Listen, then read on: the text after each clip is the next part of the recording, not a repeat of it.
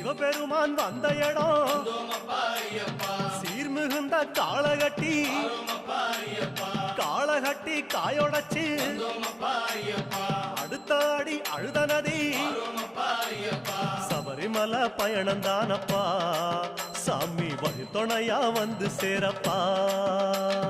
சபரிமலை பயணம் தானப்பா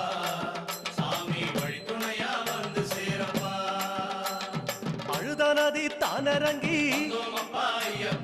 ஆறுதலா தாங்குளிச்சு அடியில் ஒரு கல்லெடுத்து ஆழி பூச பண்ணி புட்டு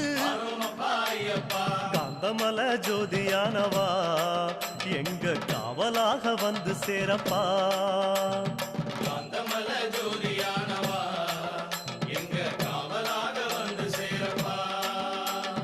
சன்னதியில் கட்டுங்கட்டி சபரிமலை காடு தேடி